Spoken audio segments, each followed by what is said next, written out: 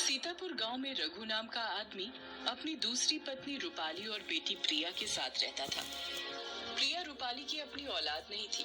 प्रिया की माँ बचपन में उसे छोड़कर चल बसी थी। माँ के जाने के बाद धीरे धीरे उसकी सौतेली माँ रूपाली ने उसकी सारी आजादी उससे छीन ली। वो उससे घर का सारा काम करवाती और खुद दिन भर आराम करती थी। वो आए दिन प्रिया को पीटा भी करती थी।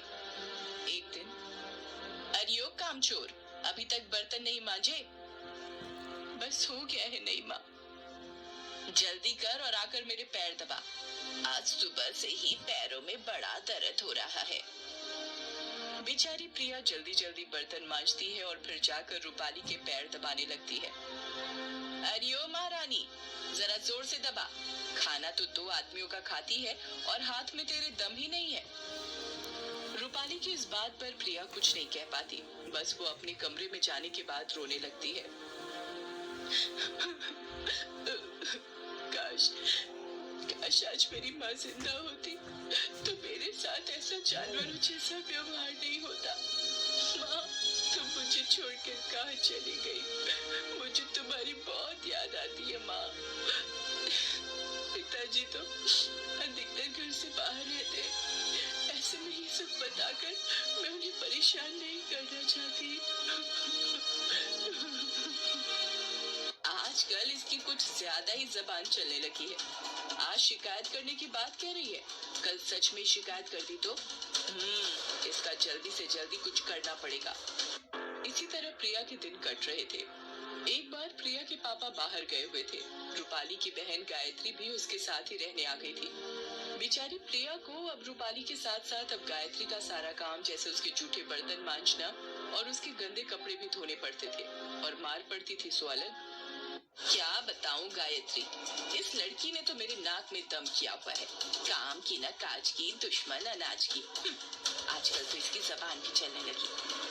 दीदी, इससे पहले कि ये सारे घर पर राज करे और तुम घर की नौकरानी बन जाओ, तुम्हें कुछ करना चाहिए। दीदी, तुमने कहा था कि इस प्रिया के नाना नानी इसके लिए काफी जमीन जायदाद छोड़कर गए हैं।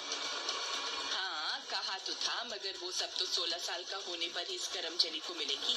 हमें तो एक फूटी कौड़ी भी नहीं मिलेगी। और अगर ये करमचली ही मर जाए तो? मतलब? अरे दीदी, अगर इसकी मौत हो जाए तो जायदाद तो तुम्हारे पति और तुम्हें ही मिलेगी ना, और तो इसका कोई है ही नहीं।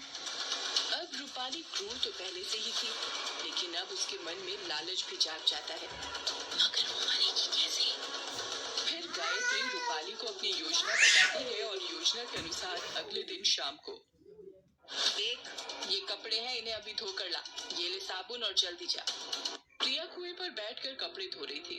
कपड़े धोकर वो कुएं से पानी निकालने के लिए उठती है, तभी वहाँ गायत्री और रूपाली आ जाती है और उसे कुएं में धक्का दे देती है। प्रिया गिरते गिरते कुएं की रस्सी पकड़ लेती है। माँ, ये तुमने क्या किया? मैं तो तुम्हें अपनी माँ मानती हूँ। माँ, मैं यहाँ मर जाऊंगी।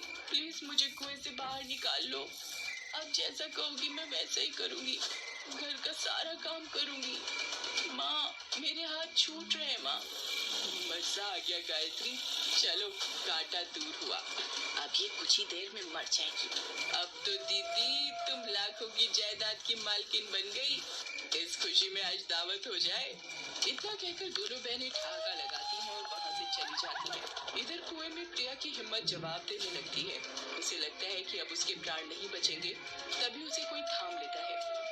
जब वो अपनी आंखें खोलती है तो उसे वहाँ अपनी माँ दिखाई देती है।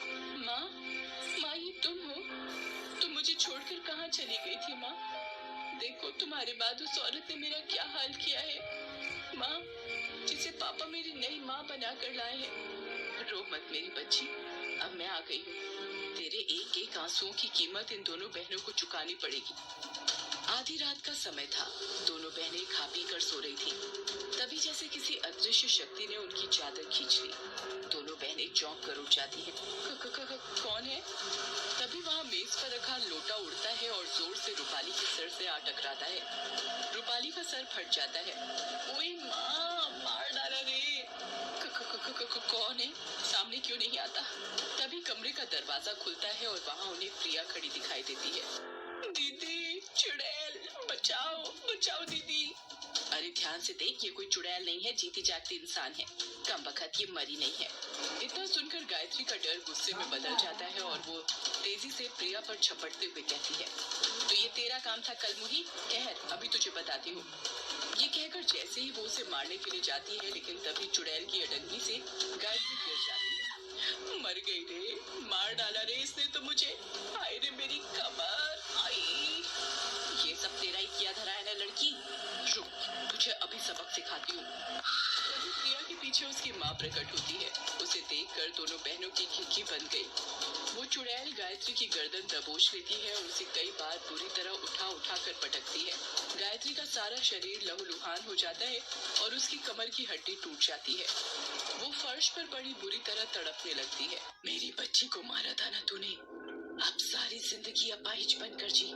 इसके बाद रूपाली की बारी आती है। प्रिया की माँ उसे बिछावन से नीचे पटक देती है और उसकी दोनों टांगे पकड़कर तोड़ देती है। रूपाली दर्द से चीख पड़ती है, मेरी बच्ची को सताया है तुमने, तुम्हारा खून पी जाऊंगी मैं।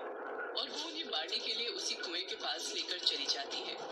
वो गायत्री और रूपाली को भी कुएं से लटका देती है। तभी, नहीं माँ, इन्हें मत मारो, तुम्हारे बाद यही तो मेरी माँ है, चाहे जैसी भी हो।